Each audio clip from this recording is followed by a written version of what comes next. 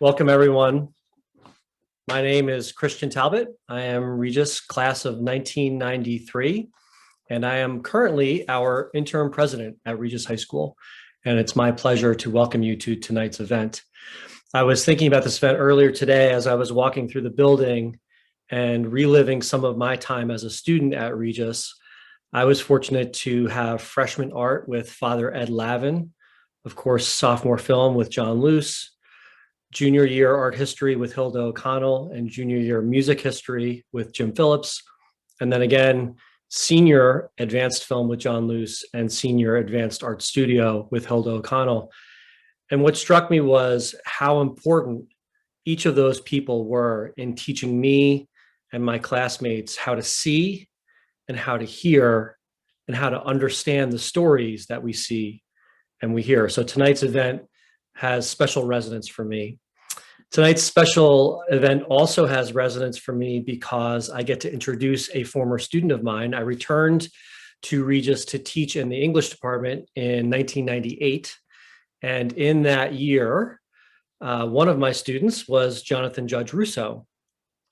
What I remember about Jonathan, John, is that he was, I wouldn't call him a rule breaker, but he was maybe a little bit of a rule bender. And most great stories begin and sometimes end when the rules get bent a little bit in ways that we don't expect. So I'm going to tell you a little bit about John's background, and then I will turn it over to him to MC the evening. So Jonathan Judge Russo is a member of the Regis High School class of 2001. He is an award-winning actor and producer. He's best known probably for his television work, serving in numerous leading roles in various series, including Law and Order, FBI Most Wanted, Elementary, White Collar, and The Unbreakable Kimmy Schmidt. He's also appeared in various studio and independent films, as well as on stage at Broadway's Circle in the Square Theater, Lincoln Center, and countless off-Broadway venues, including the Cherry Lane, the Irish Rep, the Signature, and all over the United States. And in addition, he is the founding artistic director of Animus Theater Company, where he has led over 50 productions committed to exploring the resilience of the human spirit since 2011. Jonathan also, of course, as you probably know, is the co-founder and producing partner of the all Regis alumnus-led Noble Hearts Film, which is a production company that seeks to produce uplifting, thought-provoking content that also promotes the universal values of justice, compassion, and goodwill. And they are currently developing 12 projects, ranging from television series to narrative features to documentaries, alongside and with support from assorted members of the Regis community, including a few who are here tonight. He is additionally leader of Regians in Media and Entertainment, RIME, which is the group that is sponsoring tonight's event. And he organized this producers panel tonight after previously organizing the novelists panel in 2019 and the journalists panel in 2020 in this ongoing stories and storytellers series that the Noble Hearts Film crew created. As I mentioned, he's a member of the Regis class of 2001. He went to Loyola University after that and earned degrees and completed conservatory training at Oxford University and Circle in the Square. John, it is my great pleasure to introduce you for tonight. Thank you, Christian.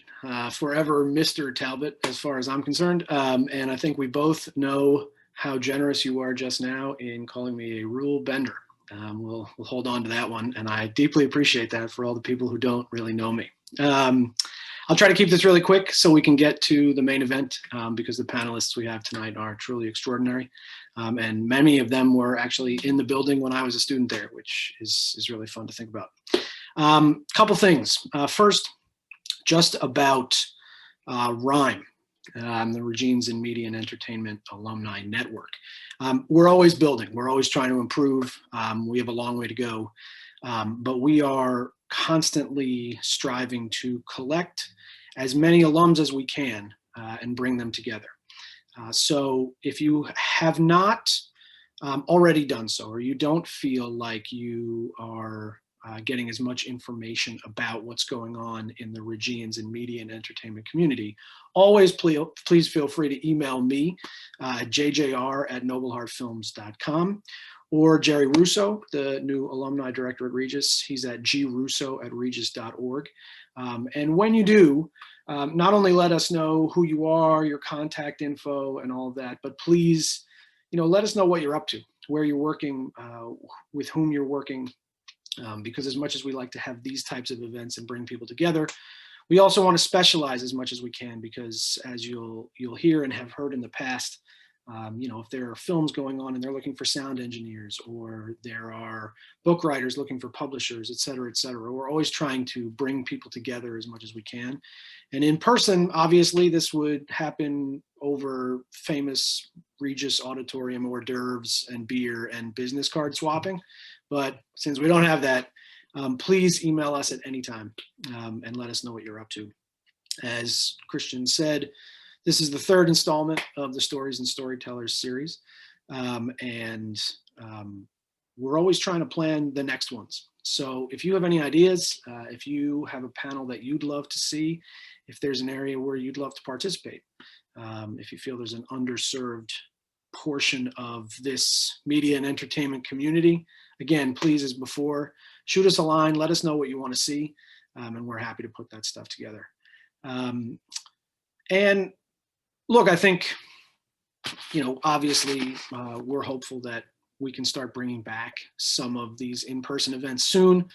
I think the last in-person event, as Jerry Russo was telling us before, the last in-person event at Regis was the last Stories and Storytellers panel. So we broke the school, and hopefully we can fix it now. Sorry. So we're trying to get the next one back there as soon as we can. We love getting together with everybody, grabbing a beer afterwards, and just hearing what everybody's up to. And again, it's a great opportunity for people to come together and talk about what they're doing. In fact, at Noble Heart Films, where I'm partnered with Craig DeFalco from the class of 95, Mike Izquierdo from the class of 96, John Macri from my year, and then Terrence Kennengeiser and Jim Walsh from the year ahead of us, class of 2000. One of our properties, actually one of our film properties, came about because of a conversation with Joe Messeri at one of these events. So you never really know what's going to come up, but it's an incredible place for a meeting of the minds and all of that. So with that, I want to say first thanks to Christian Talbot and how grateful I am that he's here and helming the ship. And it's truly a pleasure to introduce all four of these guys, Kevin, Jaime, Roberto, and of course, Joe Messeri. Joe was at Regis when I was, a good friend when I was there. And obviously, if you are at all familiar with the news in New York at any time, or the sports in New York at any time, I'm sure you're familiar with his face. He's an Emmy-nominated reporter, producer. He's got a great podcast going on that I hope he will talk about a little bit later. Please, somebody pull that out of him. But he has graciously hosted these panels for us in the past. There's really no one better. And I couldn't be prouder that he's a part of this and helping us host. So with that, I kick it over to Joe. And of course, I want to welcome again Kevin, Roberto, and Jaime, and thank them all for their time. Thanks, guys. John, thank you for the introduction. I appreciate it. One bit of housekeeping, put that email in the chat so that people can send those emails. I'm sure everybody didn't get to write it down. Thank you. I am Joe Messeri. I am the class of 04, and we are well represented here today. We were talking before between 01 and 05. Very nice to see so many of the young Regians. I guess we're not that young anymore, though. Still participating and giving back to the school. I don't know how I got tapped to do these panels, but I am very happy and pleased that I did.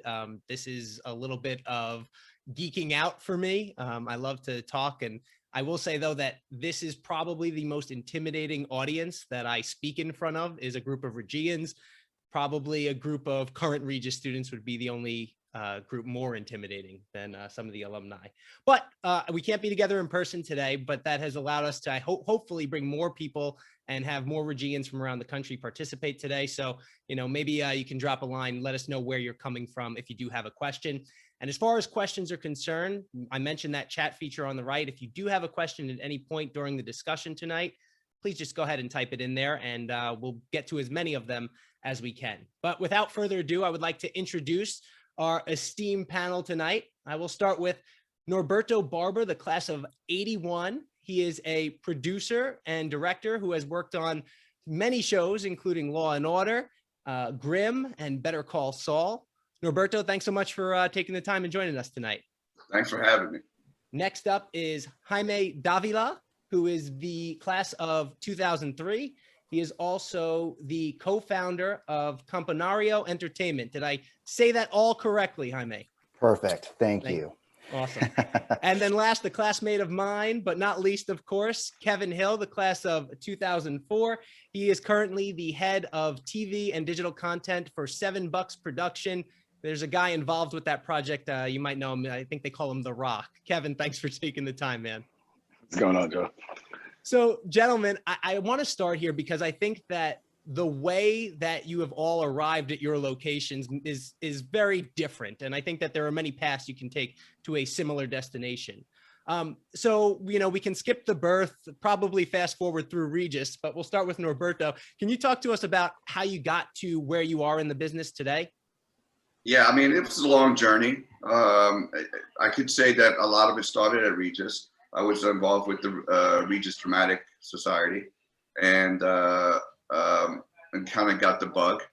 And then I went, when I went to Columbia, I was taking graduate film classes because they didn't have a film school at the time, an undergrad film program. So I was comp lit major and took every class I could in terms of film in the graduate school until I couldn't take anymore. And there was no production. So I transferred to USC Film School and as a junior. And from day one, I was in production.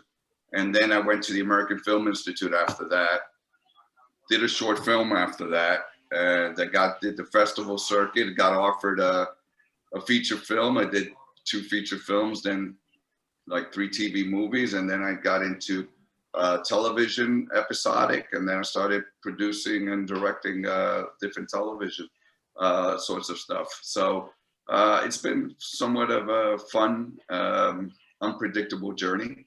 But that's sort of in a nutshell the way it went.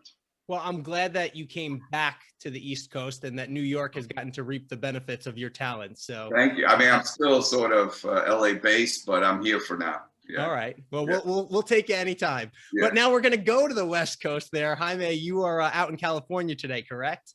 Yes. Sorry that it's great weather over here, guys. Sorry. And also the early afternoon, but there's nothing like having a cocktail early in the afternoon. So tell me a little bit about how you got your start in the business and how you came to start your own company. Yeah, I mean, similar. I mean, Regis was a big part of reigniting my love for film and TV. I mean, I remembering when my friends and we created a senior year elective that was Film in New York, where we just got to go see movies in New York City. So that was pretty awesome. And so I think for me, it was always a question of like, should I do this professionally or not? And I sort of thought I should become an academic because I already had the glasses, I already had the beard. I was just missing, the shoulder patch and a PhD. Small things. And but ultimately decided that no, I did want to do entertainment. So I moved out to LA right after grad school and worked at an agency. And I think I really liked working there at the beginning because it sort of gave me a wide view of the entire industry, so I could sort of see where I fit in. And I started worked, at the agency, a few production companies, and my job before I started this company was Bravo. I was a development executive at Bravo, having a lot of fun creating shows for the housewives and all that type of stuff. But I wasn't being pitched by a lot of people who looked like me or who wanted to do shows like I wanted to do. So it just sort of figured, why don't we create a company that sort of focuses on that, focuses on creating entertainment through a Latin lens, both the United States and Mexico. And so that's what we did. We launched our first series on Telemundo a few years ago, which was, the first Mexican series shot with, movie cameras and with film directors. And ultimately my company is just about increasing representation and increasing quality for Latino product. And really exciting that, our series, Selena the Series Part 2 launched last week on Netflix, and it's still currently in the top 5 in all of Netflix. So really excited that, we took a risk, but it's been paying off. That's awesome. I haven't gotten to see part 2 yet. I enjoyed part 1 very much, though. We'll get into your mission behind the company in a little bit, but I want to move over to Kevin for a second. So, Kevin, you came at this, I think, from a very different angle than the other 2 gentlemen here with us today. Can you talk about how you ended up with $7 and you know your path here? Yeah, I definitely sort of bounced around, but it's probably not too much unlike these guys. It's just a matter of what we were doing in the early days. You know, grew up again, fan of film and television, got to explore that at Regis and Mr. Luce's film class, you know, took theater in New York. We also created an elective film in New York where we watched like iconic, you know, New York movies. And I actually went to NYU thinking I was going to be an entertainment lawyer. And so when I transferred into the film program, it was to have a better understanding of my, you know, future potential clients. But in film school, I ended up falling in love with producing and that skill set and sort of what it meant.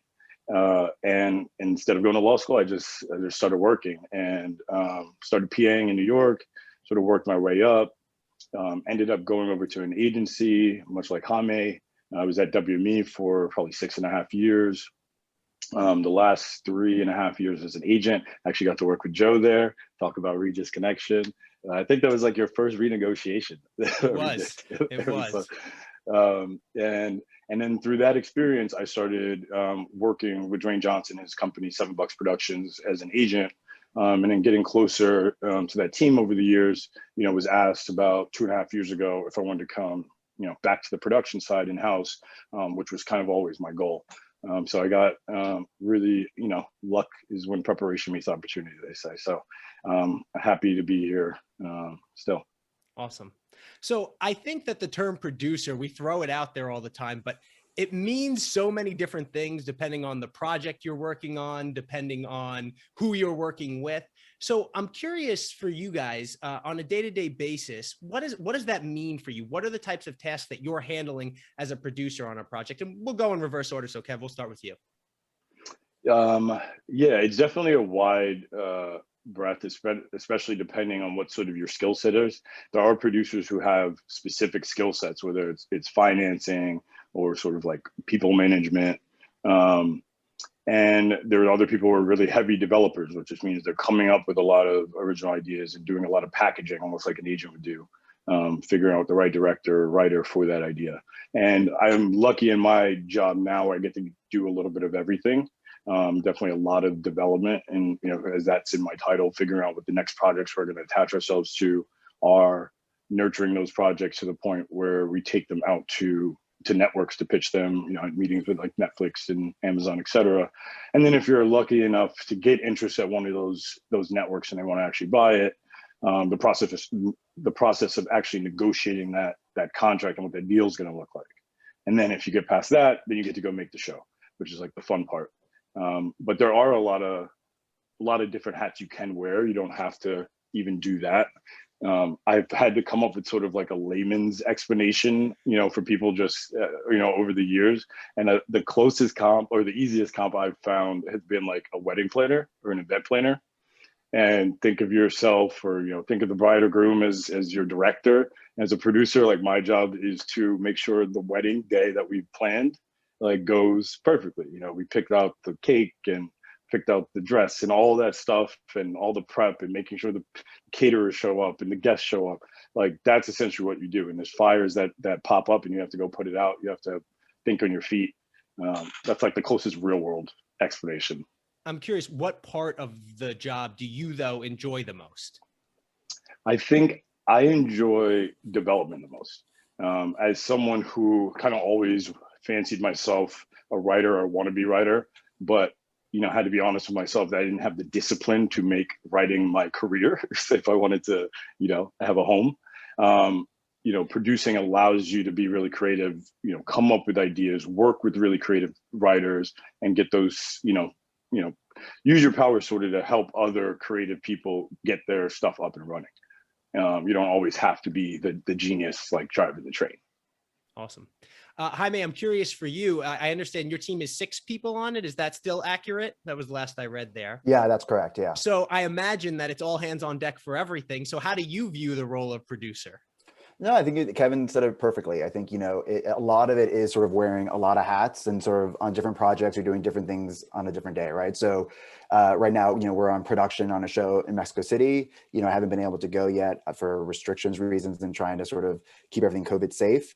So it's, watching a lot of those dailies. It's, making sure we're on budget, sort of talking to the teams that are on the ground, a lot of that. And then, there are certain projects we have in post. So making sure that the edit's running on time, that everything's going well. I mean, I think the producer, depends on a lot of projects, but often when you see executive producers on TV, those are people who are sort of shepherding the entire show. Those are people who are involved probably from the very beginning. So a lot of what I also do is source IP, intellectual property. So looking for books, articles, life stories that we can make into television shows or movies. So a lot of it is sort of, looking for projects from the beginning, and then basically throughout the whole process, making sure that you're hiring the right people to sort of manage it all, working, that the marketing team has everything they need to get, market the show properly. It's a lot of different hats depending on where you are with different projects. And I think what's exciting about what I get to do at Campanario with my team, and again, I wouldn't be able to do it without my team, is that we get to juggle various projects at various stages of development. And it's exciting because it's never really a dull day. And I will also say, to me, the role of a good producer, because yes, you can plan all you want for the best wedding.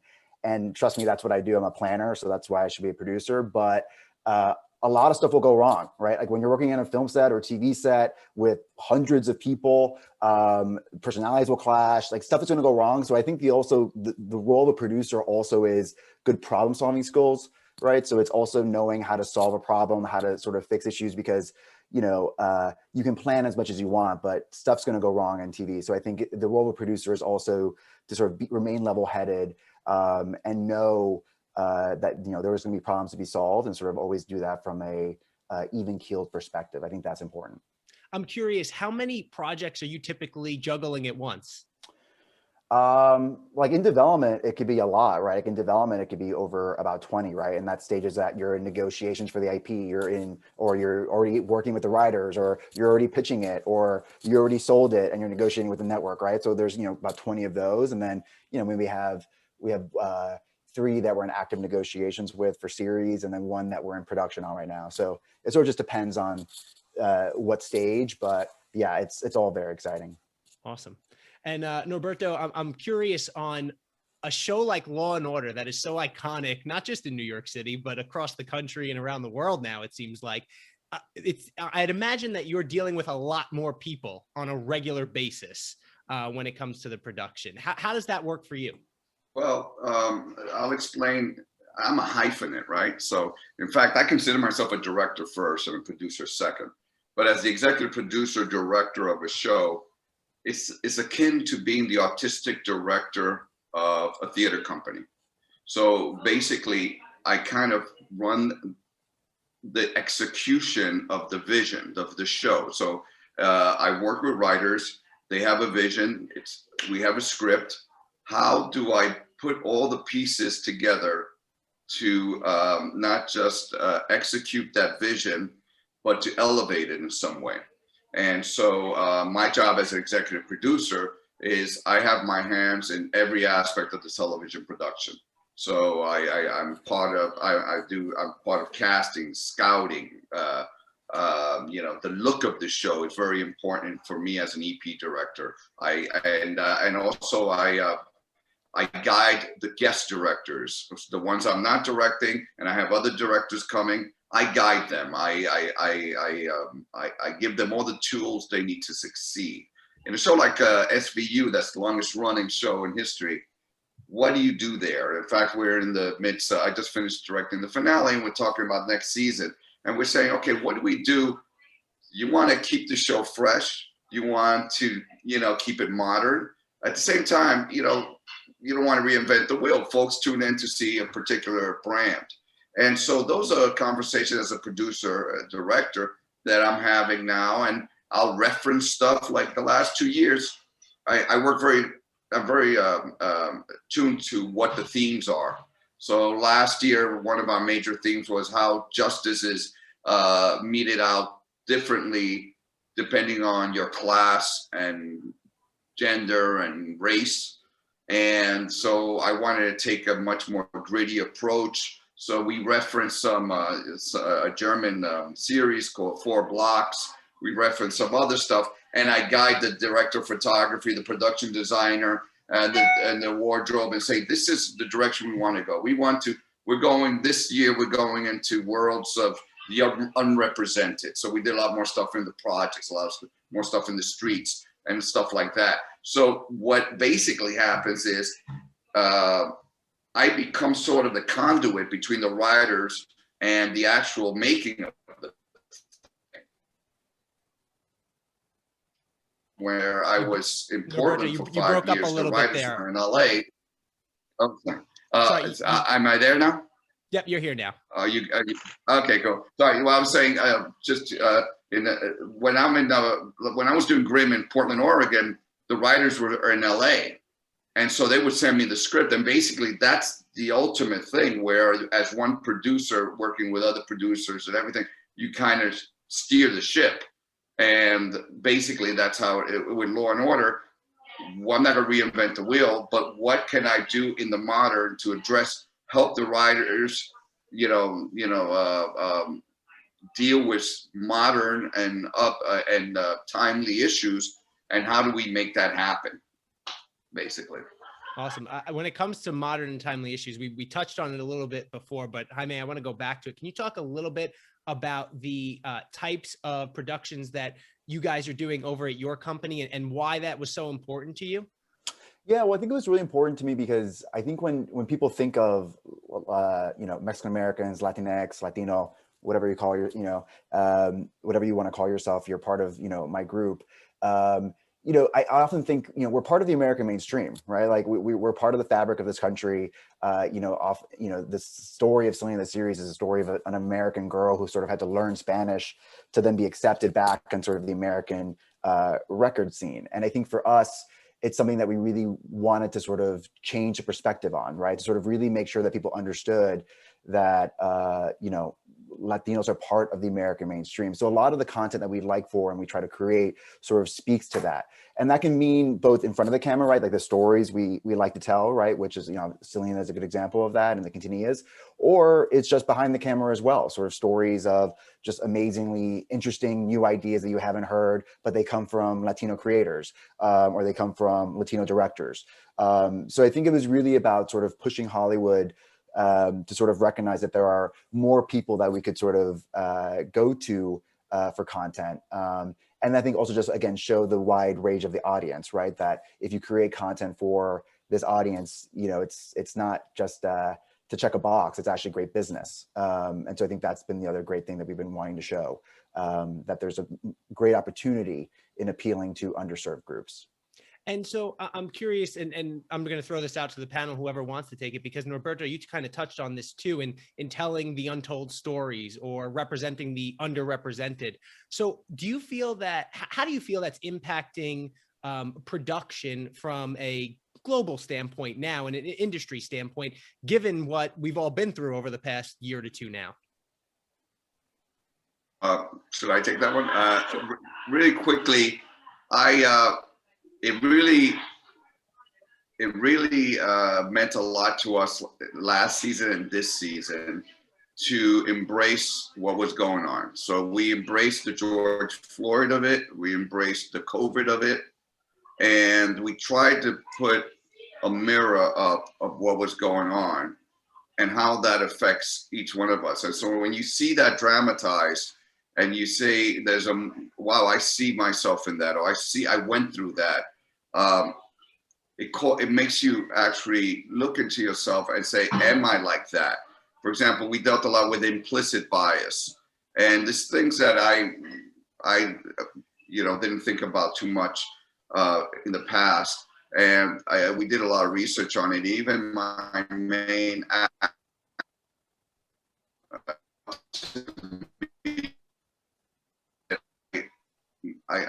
she felt a change in her based on what was going on, that she looked at herself differently. So I think there's room in our work to embrace and tell these stories. And it's a lot of it may not be well received. but it will definitely trigger some reaction. Jaime, Kevin, you want to touch on that as well? Yeah, I mean, for us, it's, I work at, a talent-led production company. So there's a specific lens you sort of look at things through, even when you're looking at projects. And Dwayne's obviously, known for doing big sort of tentpole projects on the film side. On the television side, we get to spread our wings a little bit and do different things. And I think the big part for us is reminding people, because Dwayne is so universal, people forget, like, Dwayne getting here is like a 1 in 200 million shot. He's half Black, half Samoan, like, football player, and he's the biggest movie star in the world. And we're a BIPOC-owned production company. His partner, Danny Garcia, is a Cuban, first-generation Cuban-American, from Miami. Our president is her brother, same background. And so we look at a lot of our projects through that sort of lens. Young Rock, we didn't set out to make the most diverse show on television. We didn't have to, because we were telling a diverse person's story. And by virtue of that and telling his natural life, you saw Black characters, you saw Polynesian characters for the first significant time on network television.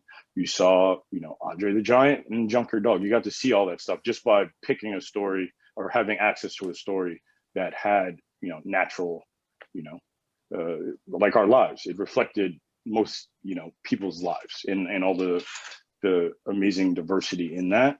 And it is important for us to use, I think, Dwayne's muscle, so to speak, to bring up other filmmakers, whether it's working with, producers or writers who want to tell stories about their culture or specific stories that haven't been highlighted in the past. And it's not so much us coming to tell that story, it's us empowering them to tell that story, getting them in the room with the people who don't always take meetings with them and saying, no, we can make this and we'll back you up, and you can put Dwayne's name in the press release if that'll make you feel better, that sort of stuff. Because that's really what it kind of comes down to for these execs. It's all a business at the end of the day. I think Jaime made a great point. A lot of the narrative in entertainment is almost shifted from like do the right thing to be like, it's a plug, to more like, hey guys, you realize you're missing out on billions of dollars?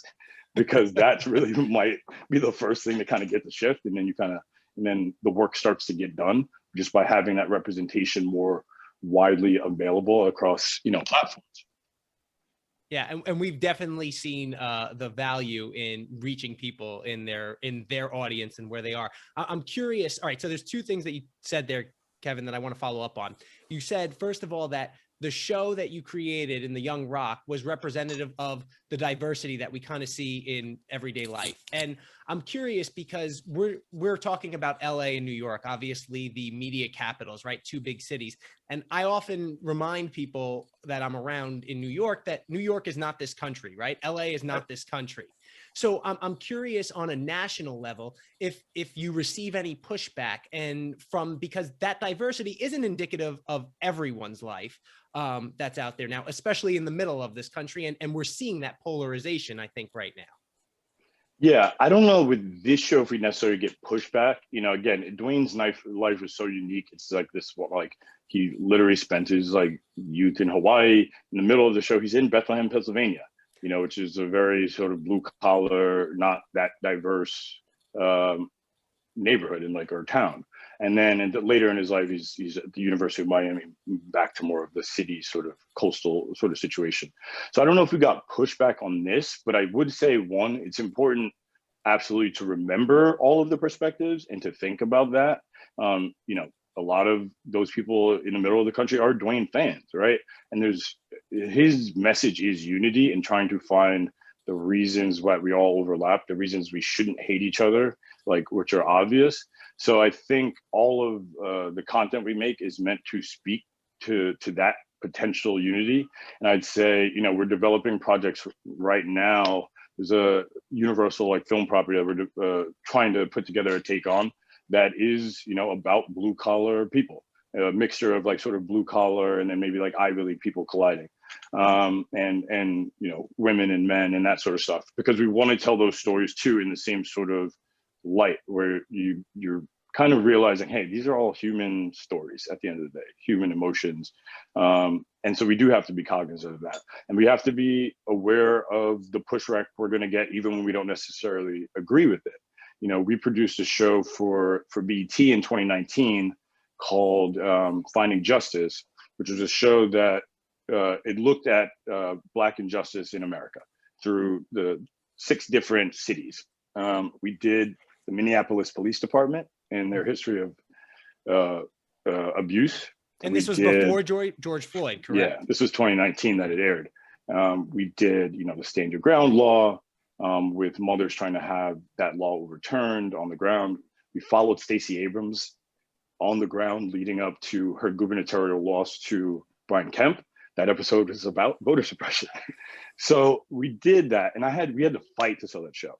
BET didn't even want to buy it like initially because it's entertainment, right?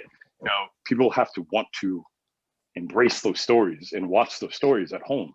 And sometimes you don't, sometimes you want to turn off, and we make a great living over giving people something to do when they want to turn off. But for that project, it was so important to us and to Dwayne. He's like, no, we got to make this. And we pushed and got it made. And it was, you know, watched a little bit, but, you know, a lot of people didn't feel it was for them for whatever reason. Like, oh, that show's about, you know, maybe Black people. That's not for me. Black people are like, this show's about stuff I know about, not for me. And then you flash forward a year later and, you know, all this reckoning is sort of happening across the country. People have time to kind of sit back and realize all these stories are for all of us. And, you know, then Netflix has a Black Voices, like, you know, subcategory.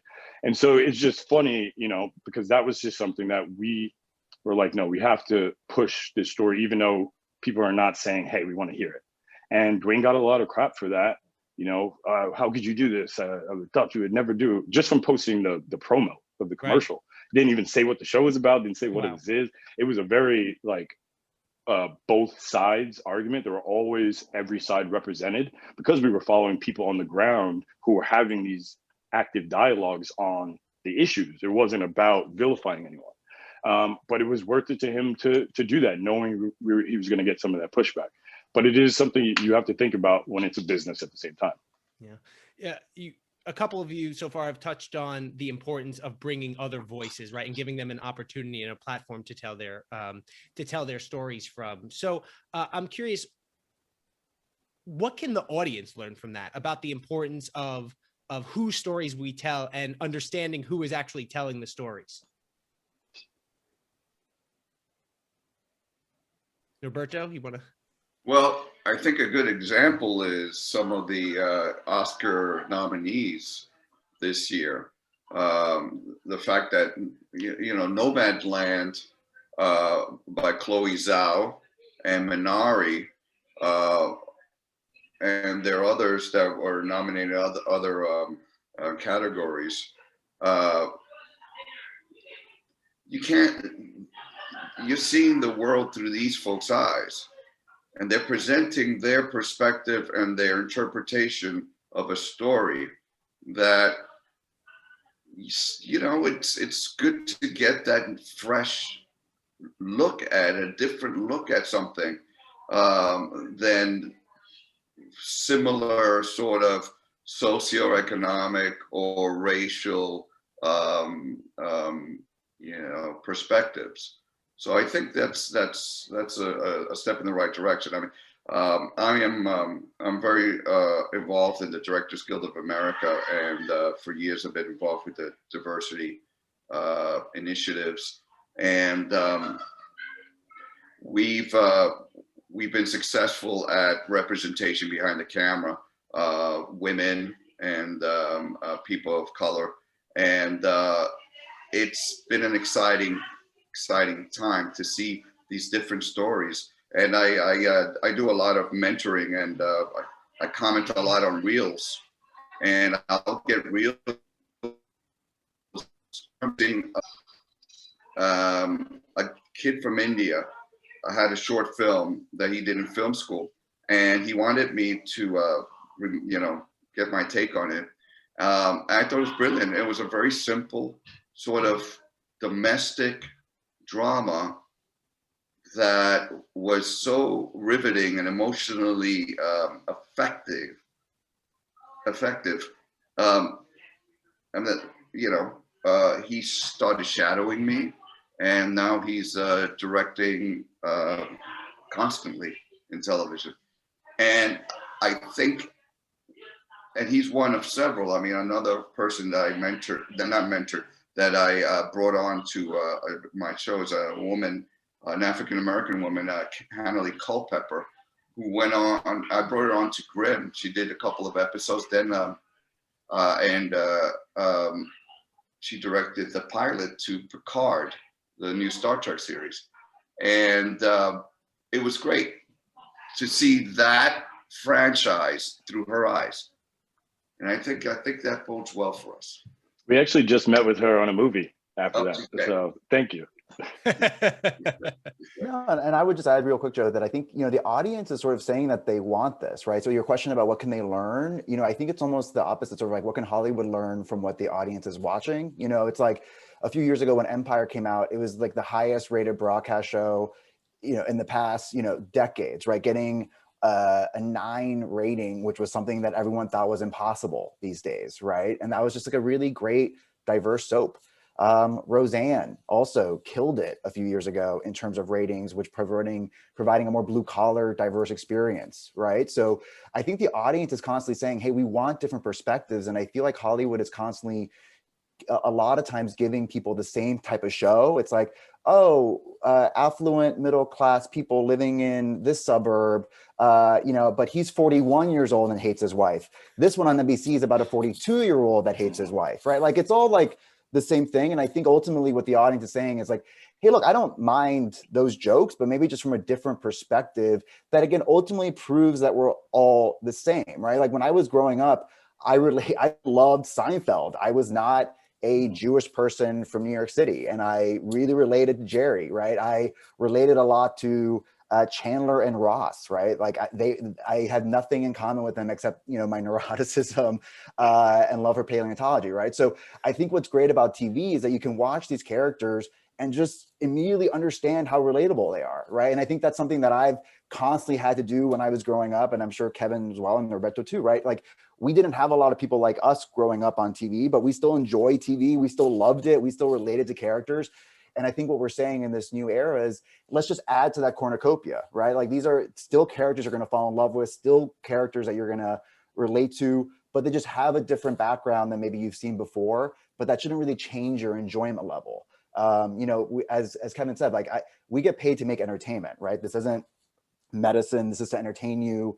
But I do think the best entertainment can often change minds. I think the Cosby Show, forgetting what Bill Cosby now back then was incredibly important to showcase, right? When we talk about the Ellen sitcom or Will and Grace, these are shows that changed the world. They really did. But they did it through comedy. They did it through laughing. They did it through, you weren't even realizing it, that you weren't falling in love with these characters. And so I think that's the mission when we talk about diversity, to again, sort of showcase that, hey, diversity is American. That's why America is the best country in the world, is because we are the most diverse. And so we're leaving money on the table by focusing on these differences and this racism.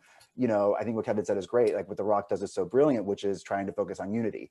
And I think if we do that and we focus on more sort of underseen stories that still have that sort of thematic value to it, you're going to get great ratings. We've seen that in the past, and I just think we'll keep seeing that. Well, I look at, part 1 of Selena, and we see these stories, like you said, and I can see my stories reflected in them. I think you guys come at this from a different angle, right? Where you were forced to see how your lives overlap, but I never had to go to somebody who wasn't like me to see that on television. And I think it forces an understanding of somebody who's always been in the majority to see that we have so much more in common when you go and open yourself up to watching those other programs out there that take a lead of a different perspective. I'm curious though, because the market is more segmented than it's ever been before, right?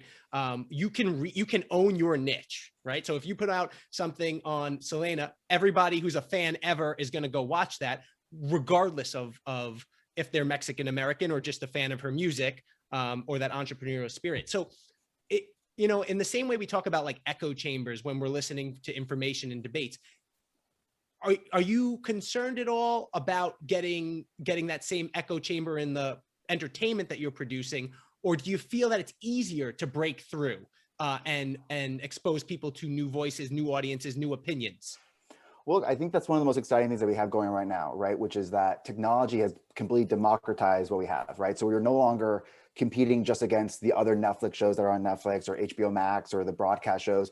You're also competing against Bob, who has a video game channel on his YouTube in Sheboygan, right? And he's got 20,000 followers and they're all watching him tonight, right? Like what content is, I think is something we have to be focused on, right? And be concerned about in the sense of, the way younger generations of people consume media is not how we grew up consuming it, right? So when I graduated Regis, the idea was, man, if I get a show on NBC, I'm set for life.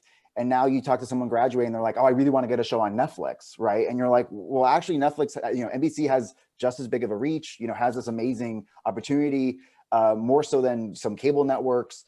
But just the landscape has changed. The way people consume media has changed. So yes, I am concerned about that, Joe, in the sense of, you want to create something that people watch, right? So, like you said with Selena, we did not make Selena just for Mexican Americans, right? We made this for a global audience that could see, the story of an American girl and an American family that worked their butts off to achieve the American dream, right? And that's relatable. And that's everybody's story. And that's everybody's story, exactly. And that's everybody's story, right? So I think sometimes when we talk about polarization, I get afraid because I'm like, hey, look, people will say like, oh, well, I shouldn't watch one of Jaime's shows because I'm not Latino or I'm not Latinx. And it's like, no. Like that's not who I want to reach that audience, of course, but we're making this for everybody. And so, I'm still exciting, so there is that flip side, right? There is that concern with you're competing with, YouTube, you're competing with all these things. But on the other side, how amazing is it that now we get to premiere these shows globally all over the world, right? So, the fact that there's like, to use again the example of Selena, I don't know how many Mexican American stories have aired in Japan before, right? I'm not sure how many Mexican American stories have aired in these different territories that Netflix reaches. So all this technology has opened up the appeal of our audiences to sort of showcase that, the films that Noble Heart Films produces, it's like, you don't just have to be a Catholic to enjoy, it's like, these are amazing global stories that have resonance. But yeah, we have to be concerned. Technology is changing everything and people are getting into their silos. And so I think that's why we have to work harder at Hollywood to not force people into those silos. We have to then work harder to create shows like The Young Rock, I think, which is a great example of something that's like a classic coming of age broadcast show. Like you remember, like Everybody Hates Chris, but just with different characters and you love it. And it's great that that show is successful. Because again, I think when you have more of those type of shows, people will come back to TV as opposed to going to their silos. So I do think that if we're talking about sort of cultural change in America, we have to be creating better entertainment that appeals to more people versus, because they have more opportunities now to turn it off.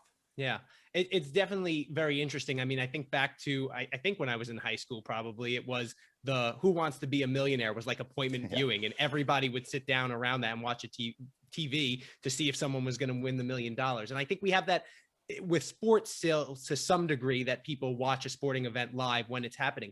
But Kevin, I want to switch this over to you because the other part of your title is television and digital, right? And so I know you've done podcasts. I know you've done other digital content in addition to the television and traditional movie work. So how do you see that playing out and impacting storytelling moving forward?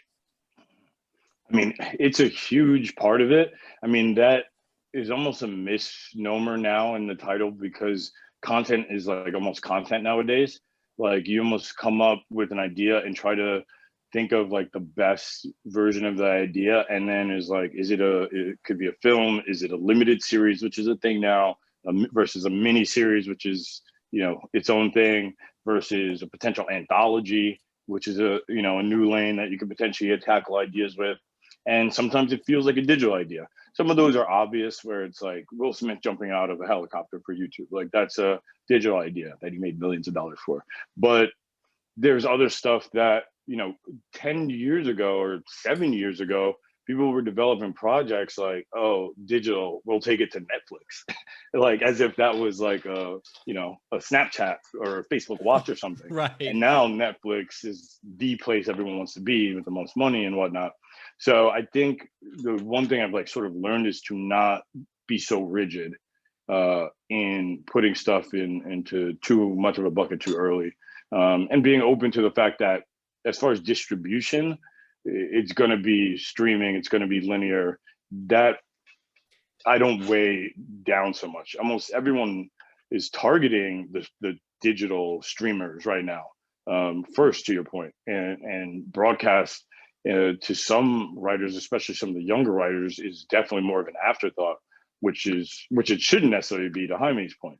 So do you ever get projects? Because I mean, we see right now, like, so many podcasts are being turned into movies or television series. Like, do you ever have a project come to you and say someone has an idea of it in one format, but you think, no, this would be a great podcast, or this would be we shouldn't do this as a movie, we should do this as an episodic show or something like that? Yeah, absolutely. We'll get ideas that we feel are really great, but they're not as marketable or saleable at that moment, and try to think of ways where we could to like circumvent that or mitigate that. And maybe doing it as a podcast is a easier path to getting it made and getting it out there, that we can now create some value in that underlying IP of the podcast, and then go back to networks saying, hey, look, this podcast looks successful. Whereas if we did that in the first place, we just really be hoping to be in a room with an exec who loved that idea. So you get to use a podcast as almost a proof of concept to show the following, and then you've got your built-in fan base when you turn it into something more. Right. And And they're doing that now with books, with graphic novels, where you come up with producers are coming up with an idea and taking it to a graphic novel publisher and having it created as a graphic novel first to sell the graphic novel back to the network sort of studio. Interesting. And you have to do that. I mean, I think that's just the marketplace. You're competing against so many podcasts are becoming TV shows. You're competing against so many graphic novels. So I mean, that's what Hollywood's really looking for. A lot of underlying IP, because basically they don't want to get fired from their jobs, right? So if it's like, oh, well, look, this podcast was popular, like we all agreed, versus I fell in love with this writer and his take. I mean, you can really sort of, you're on your own there. So I do think that IP is something Hollywood is using more and more now as a sort of like something that they really want as a part of a project. So Norberto, I'm curious, with an institution then like Law and Order, how do they respond to the current climate, or do they not? Do they just say, we're just going to stay in our lane and we're going to produce what's worked for this, decades now? They're expanding, and they've just created another show called Organized Crime. Yep. They have another one coming out that's going to see it from the criminal defense or something. Yeah. And then they're going to bring back the mothership, and they're going to do, that's a brand, right? And they're going to continue doing that. And that's a broadcast brand. I have my foot in every place. Like, for example, Friday I go to Toronto to do an Amazon series with Jack Reacher, and as a director. I'll come back and I'll run SVU. In the meantime, I have a project that's a genre, a vampire thing that I've been pitching around in LA. And what I found is with my representation is they'll say, okay, we see this. I think these people would be good for it. And so you kind of, focus on those folks. But I always say, it's all about story. And you want to focus on your story, your characters, where to take it to, and all that sort of thing. You'll have people who are going to represent you who know maybe where to take it. Maybe they don't. Maybe they take it into the wrong place. But I think what it is that there's such a need for content because the distribution, these places, there's so much. How many channels are there in streaming? I mean, hundreds, right? So you got a good story. You have a good point of view. You can, there'll be people that you can figure out who to take it to. But I think you have to be true to yourself, true to the story, and not try to manufacture something because you think it'll be great for streaming or because you think it'll be great for something else. For a good story, there'll be a home for it. And you know, even like the little 2-minute shorts, you know, even though that company went down, but there's always going to be a place. Maybe, yeah. Yeah, that was a great idea. All right, we can talk about this offline, but I'm so sick of people trying to make vertical video work. There's a scientific principle that doesn't make vertical video work. Our eyes are next to each other. Anyway, we'll take that one offline. We're coming up on 8 o'clock, so I do want to open it up to some of the questions in the chat here. I'm just going to go in reverse as I see him. So Dan Doherty, Dean Dan Doherty, Triple D as I called him when I was in school, comes with the question.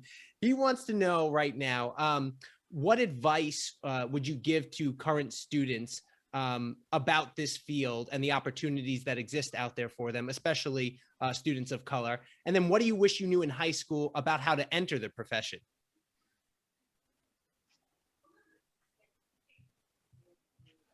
That's a. I'll you know, look, everyone's got their different routes. I always say that a good thing to do is to model yourself after people you admire. So like when I was starting out, I said, okay, who are the directors I loved? And a lot of them ended up were international directors. But like, for example, like Jim Jarmusch at the time was someone I liked very much. And I've always was an Alan Parker fan. But I studied how they made it, how they got through. And there was always a common sort of thread, right? And a lot of it has to do with, you know, finding your own voice and being true to it, and creating stories that only you can create, right? And then you know, put yourself in the world. When I was at Regis, I needed money to pay for a prom. A junior prom. I was invited by one of the actresses in RDS. She went to Mount St. Ursula. I didn't have a dime, and I knew I wanted to be in the business. So I went to Broadway, and I went probably to 15 theaters asking for a job. I got a job at what was then the Little Theater, now it's the Helen Hayes, and it started as an usher, and then they had me moving sets in between acts. And then they knew what I wanted to do, and they allowed me to watch in the rafters rehearsals. And I saw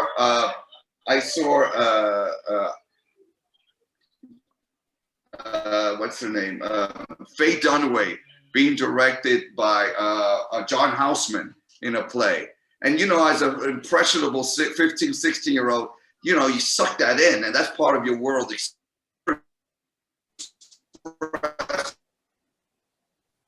So put yourself in the world, you know, you know, a friend of mine once told me it's better to have a cup of soup where all these where the business is than having a full meal like in a Denny's where nobody's, you know. It's like you want to be in that world, you want to eat it up, you know, and then ultimately be true to yourself. I think that's the tagline to Sardi's right there. Something along those lines. Listen, I got to say that story's awesome. At 15 or 16 years old, was it a union gig then? Because Broadway's heavily union. No, it wasn't union. But go ask. Yeah, go ask. Yeah.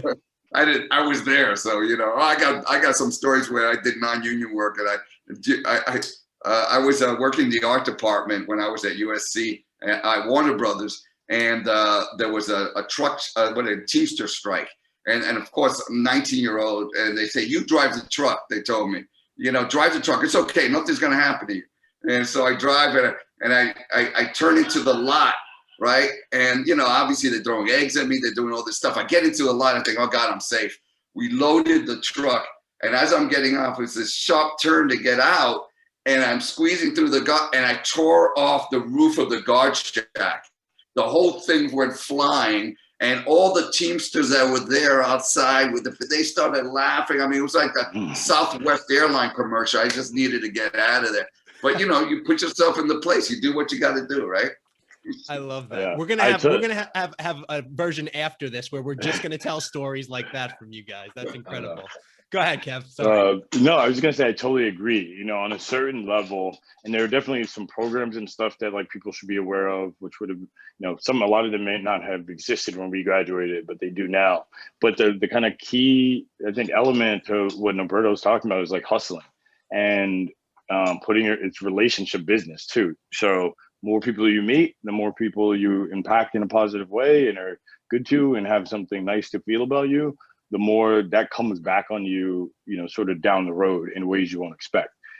Just hustling, taking as many projects as I took early as a PA, you know, doing a favor for a friend that led to me meeting someone else who did a favor for me. Then all of a sudden I'm working on a Tyler Perry movie.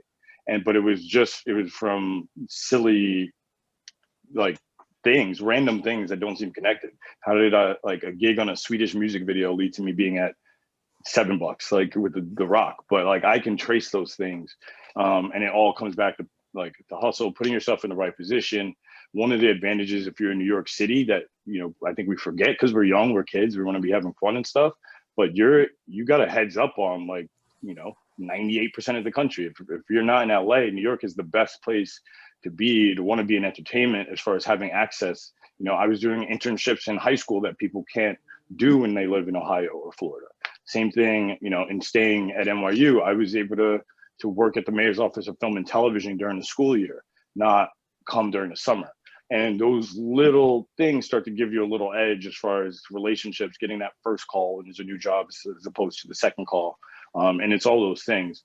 And in New York, there are some great programs now, especially for young people, you know, especially for people without means, as far as at least getting them into it. Things like Ghetto Film School, which was founded years ago, which, you know, takes, you know, kids from varying levels of opportunity and kind of gives them a crash course in film and teaches them more about what it takes to sort of be on set and do a lot of that stuff.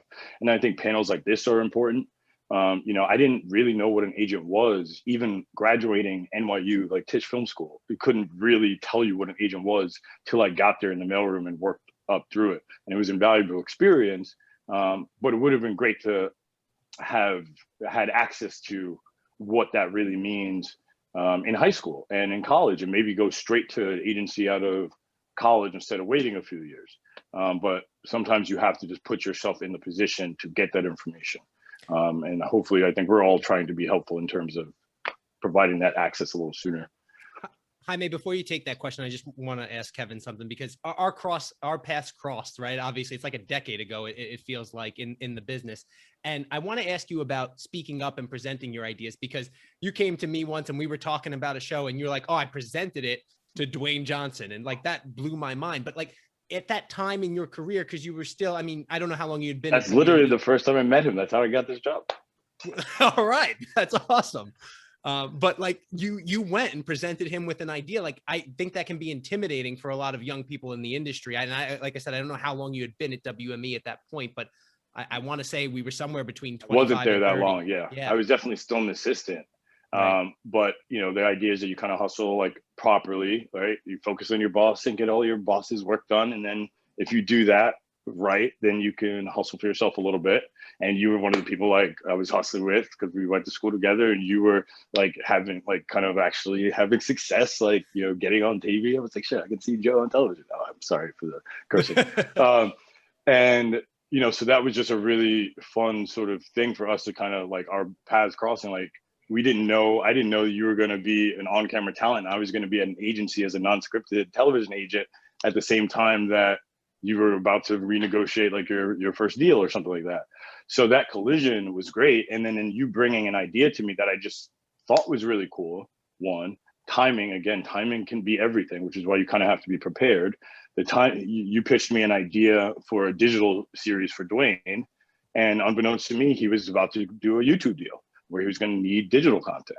So, you know, whereas 7 months earlier you pitched me the idea, he's like, what? Like, he could have like said, like, this is not part of what I'm thinking about. The timing of it worked, where it was one of the first ideas he looked at for his channel, which still took 7 to 8 months to actually come to fruition. And in liking it, you know, he came up to me in the office. I was an assistant working for someone else, and like gave me a fist bump and was like, that idea was cool. And I told you that. And that blew my mind. I got to tell you, and awesome. This is before he blew up, but that blew my mind. Yeah. But I thought about you taking that step. And I think just in general, the idea that you have to put yourself out there, and it might be scary, or if you're a person of color who's not in a room with faces that look like you, I think. So I want to encourage that to people out there. If you all, once you're in the right room, you got to have confidence and faith in yourself. And as you said, do it in the right order. And it's tough because I know you had this too, like when you're coming up and you're like finding success, but you're always navigating something in your career, even internally and externally. So aside from all the reports that you're planning and all the coverage and all the things we're producing or directing, then you have like the human side of it, where you're dealing with like a boss or a competitor or those sort of things that you have to manage simultaneously, and they very much can impact each other. Right. No, I think I was going to say, I think I look back at Regis and sort of think, man, what an amazing education we had, because I really don't think I'd be where I am. And you look at so many examples, right? Just in terms of making in Hollywood, it's a lot of perseverance, right? And you can look just at like all the saints that we looked up to, who, were often murdered for their beliefs. So you kind of sort of agree with perseverance and what you need, right? You kind of, you learn this idea of not assuming things about us, right? Because we're all Catholic boys, so we're all the same, right? And actually we're all completely different and really unique. And I think you learn a lot from that process, right? That you actually have to learn about people, not just who they sort of are on a piece of paper, but who they actually are. And I think that's really helpful in Hollywood for a lot of ways. And I think also just what sort of Kevin and Roberto sort of said that earlier, I was going to say, like, I don't know if you should, I'll say this in a sec, but like, I think always say yes to every opportunity. I don't know if that includes, driving a bus off a Teamster a lot, but in general, say yes to everything. That is the key, I think, to success, because you honestly don't know where that project will lead. And I think Hollywood is all about relationships and connecting, and a human connection. So my piece of advice to everyone, and I think something I wish I would have known in high school and I know now, is, say yes to everything, say yes to and never give up, because this is a hard industry. This is not an industry that is going to hold your hand and sort of say, please come alongside me. It's tough. And so I think it's a lot of perseverance, which, trying to do well in advanced math, I learned a lot about perseverance. So yeah. Well, I have to echo that too, just because like the critical thinking that, we engaged in at Regis at such like an early level, like building like a high sort of EQ and getting perspectives on things, even, being at a Catholic school, which would still challenge you on ideas around religion, learning, so you knew you could believe in something and still challenge it and question and learn more. Like that is the stuff that all of like our success is probably made of, in other areas. And the people, I think, who do that well, and it's like a truthful place that they're coming from, absolutely find more success in the business, because it just kind of permeates throughout all they're doing. So you touched on it a little bit there, and this was another question. And someone earlier said, I think this comes from, all this storytelling comes from a ramped up arts curriculum. I don't think of our curriculum as ramped up when it came to arts, but someone asked, what in the Regis soups helps us to learn to tell stories, whether it's writing, directing, teaching, acting? So I'm curious for you guys. For me, it was watching, definitely. Watching as much as I could. I watched a lot, like as a kid, in television and movies. And then when I was like a PA, the low man on the totem pole, but with access to great things, like paying attention, being quiet, flying on the wall, like take those moments. And I'm like, on a random movie, but the DP was Tom Stern, like Clint Eastwood's DP. I was like, I'm going to listen to this guy while I'm holding like the garbage can, like talk about things, because they, the little things you take with you can be really helpful. Roberto, I don't know if you want to.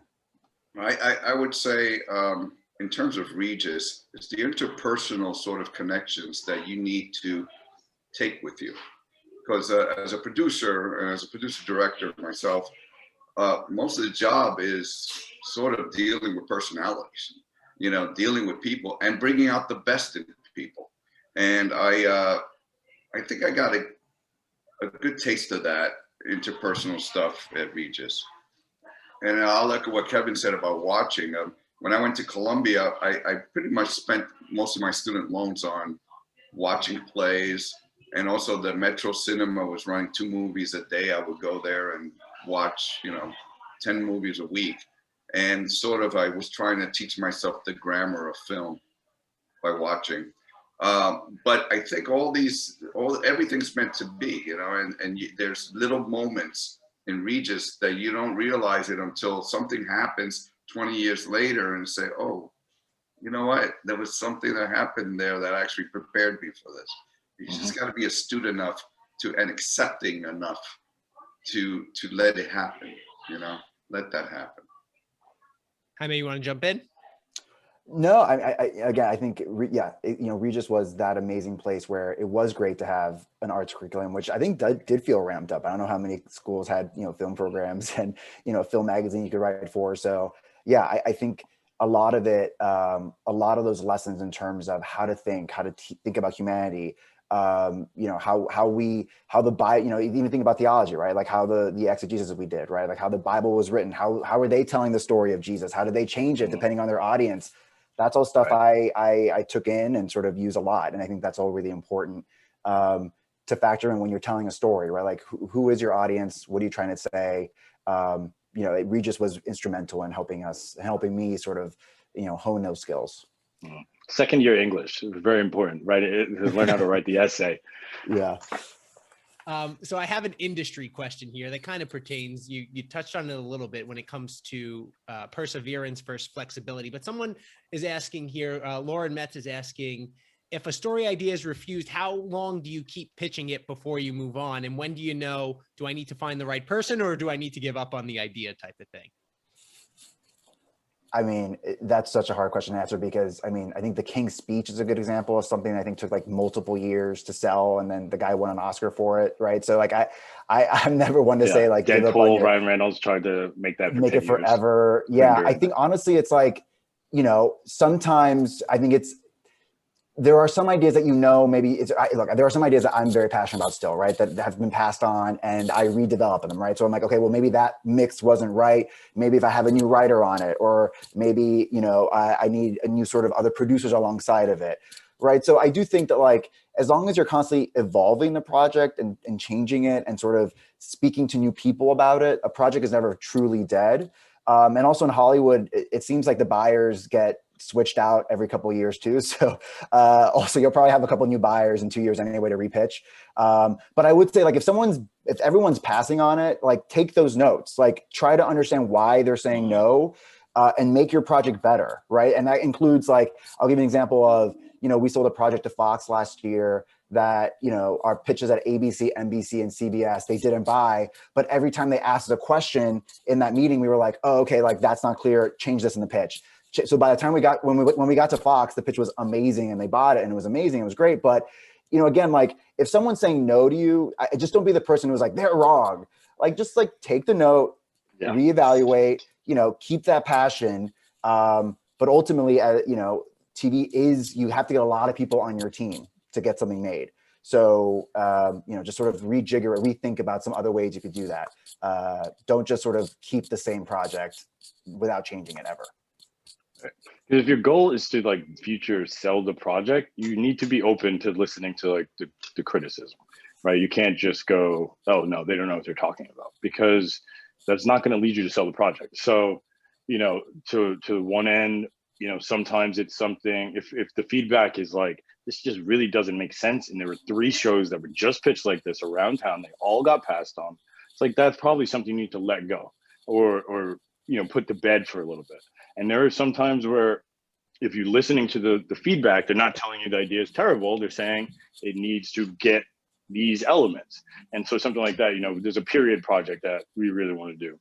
Period can be tough. Executives here, period, they don't think big dollars. So the feedback isn't like, oh, this character you want to talk about is irrelevant. We know he's not irrelevant. So how do I counteract what I know these execs are going to say? Trying to get a higher level of talent, trying to get the right director that's going to make them feel comfortable getting over the risk side of the proposition. There's a weird Jungian collective consciousness thing that I've always come across. If you think you had the most original idea for that perfect pirate movie, when you present it, there are 6 other pirate movies being read at the same time. Yeah. So no, that happens. It happens all the time. And like I told you about this vampire thing I was working on. So a lot of things have to do with your track record and what you may be known for. So I had just done The Strain for Guillermo del Toro, and then I had done Grimm. So I thought I had this great project someone brought me. I thought it was about this single Latina mom who her 12-year-old kid is bitten by a vampire, and it becomes this sort of road movie of how to save him. And it was great. And so we got into Doors because of what I had done recently, but the other pieces were not quite as good. Or what happened also is 2 other places like had vampire stories in the works. So if I bring it up in 2 years, probably it's a different environment. So I wouldn't give up on it unless. And then also I agree with Jaime. They're not going to give you criticism. They'll pass on it. But listen to the questions. They'll guide you to what is the problem. Yeah. And Kevin, you touched on it before talking about something else, but just timing, right? Like even if the idea maybe isn't right now, having it and knowing it's on the back burner, you never know when you're going to have that conversation where all of a sudden it becomes the thing that you need to bring up, and then it fits and comes together. So Jaime, you brought up before the Bill Cosby and the Cosby Show, and someone here is asking just overall about our fallen heroes, as we say, when it comes to so many of these actors right now, and how you kind of view the body of their work in retrospect when examining that. So I'm curious what your thoughts are in there. That is such a great question that feels like above my pay grade as a producer. In terms of, I'll just say that, yeah, look, I grew up watching The Cosby Show. I loved it. It was on Nick at Night, and there was no Mexican doctors on TV other than Univision, which was great growing up.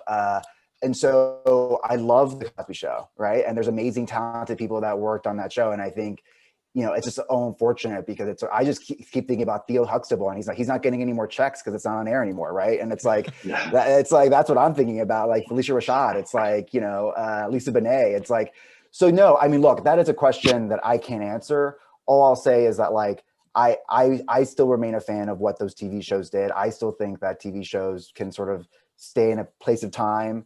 But look, we're also public figures, and that stuff changes and culture changes. And so how people process that will be a change, right? But I can't change what I thought about the show, which was a very inspirational show that I think broke a lot of barriers for a lot of people. And I don't think I'd be able to be producing without that show. And that's not a statement of anything on Bill Cosby. That's just a statement of fact on what he was able to accomplish with that show. I feel like it's a deep comment to go down here, but you're able to separate the art from the artist, so to speak, in that. Yeah, and then some people aren't, and I think it's to each their own, right? Like because it's like to what end? Because that's a philosophical question. I think we're all going through of like cancel culture and whatnot. So like we could have this debate, but would any of us cast Bill Cosby on our next project? No. So that kind of like it does it for me. As far as I don't know. SVU could be a cool episode, maybe. Yeah, but yeah, probably not the wisest thing to cast him. So we got a couple minutes left here. I want to ask all of you. We've seen the industry change so much over the last, say, 5 years. I'm curious where you see it going in the next 5 years. I mean, that's what I was saying. I think they just did a recent poll of like young people, and I think TV was number 4 or 5 on what they define as entertainment, sort of TikTok, YouTube, other stuff. So I don't know what the future of entertainment is. I think it's really tricky to sort of predict, but I think what you can sort of guarantee is that great stories will still resonate. Amazing stuff will still break through. And I think it's a really exciting time when I was growing up, thinking that Spider-Man was going to be Latino would have been crazy. And so now we have that, right? So I think the future of entertainment looks really bright in terms of the quality of stories we're telling, the different types of people that we're hearing from. That's all really exciting. I think the questions are just, how do we get that? Are streamers going to be, does Apple buy someone? I mean, I don't know. These are all questions that are potentially things that could change a lot in 5 years. Again, like 5 years ago, when did House of Cards come out? But like, 10 years ago, Netflix didn't have House of Cards, right? So, you could sort of predict what the future is. It's really hard, I think, especially now with technology changing so quickly, and everything in Hollywood sort of being open to those changes. We were used to, in ratings, we always look at the demo number, which is 18 to 49, I think.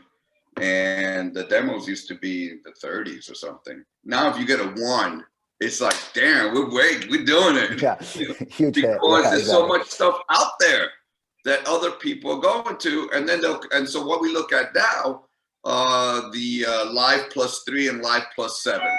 And which is where people see it 3 days later up to 7 days later. And that actually, those are numbers that we are very interested in now. It's a different way of watching content. And I think it will constantly evolve. But I tell you one thing that's going to be a constant. It's watching a movie with other people in a common space. That's never going to change.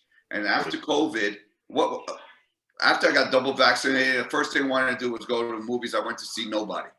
And it was great just to be watching something with other people. That's going to continue. That'll always be there. In terms of the other stuff, I think we have no clue. It's where it's going to go. Yeah. Kevin, as long as we keep. Oh, go go ahead. ahead. I was trying to figure out if that was a skeptical smile on your face or you did the same thing. I couldn't tell which one. No, I would just support that idea that people are going to go back to theaters. And it's getting, that's one of the weird things. Like, I agree with what they said about the future. It's kind of hard to say, but as long as you're making content, there's going to be a place for it. As tough as it is, because there's so many networks and buyers, that kind of evens out because there were so few before. It was also just as hard to sell. There's more money being put into, buying and making, television and movies now than there ever has been. So we got to figure out a way to navigate it. But I definitely think movies will be back. That sort of connectivity, it'll be back, but just in a different form. When Warner Brothers dumps their entire film slate, on a streaming service, it is cause for concern. But they'll make the most money when their tentpole movies are in theaters. So as soon as they feel like they can do that comfortably, they're gonna do that. And I think from a consumer, because again, this kind of always go back to, it's all about the money. All of this is all about the money. That's if I can say anything. But even thinking about over the quarantine and not like being able to go to theaters, I think the moment I still have the most chills from watching anything is watching the reaction of people watching Endgame when everyone comes back, and you just hear that roar. And I remember being in the theater and hearing that roar, and like now it's just like, oh, you want to give that back to people. That's awesome. One more thing I just want to mention about for creators out there, and we talked about this before. If you have a smartphone, the power that you have to create and tell stories these days is unparalleled, because the equipment that you used to need to do all this, make that story. If you have a good story, find a way to tell it, whatever it is and whatever resources you have, for anybody who's out there. So I think we're going to see Joe's speaking from personal experience, because this man used to go out with his own camera, his own sound equipment, shoot his own stories, come back and edit it himself. Yeah, I still do sometimes, but a lot less, and more at my own discretion. So, but yeah, sometimes if you have an idea in your head, other people can't see it until you bring it out. So it's easier that way. Gentlemen, thank you so much for your time, everybody, for participating here. I want to have a reminder here. If anybody didn't get a question, please email Jonathan Judge Russo or Jerry Russo, so that they can obviously get your questions answered there. And if there are any questions about Rhyme, there are plans in the works for Rhyme in LA, which I wanted to tell everybody about. So Jaime, you can, we'll have that going there. And then just huge thank yous. Thank you, Christian. I appreciate that. Always will be Mr. Talbot to me as well. Am I wrapping this up, or was somebody coming back on, John? Final words here. I am. Okay, I am wrapping this up. So gentlemen, I thank you so much for taking the time. Please, the email is up in the beginning of the chat if you have any questions, want to get more involved, because this is how it happens. Or if there's somebody else that you want to see here, by all means. I'll put my email in the chat. If anybody wants to reach out to me personally, feel free to do so. And hope we can do this again soon in person next time, guys.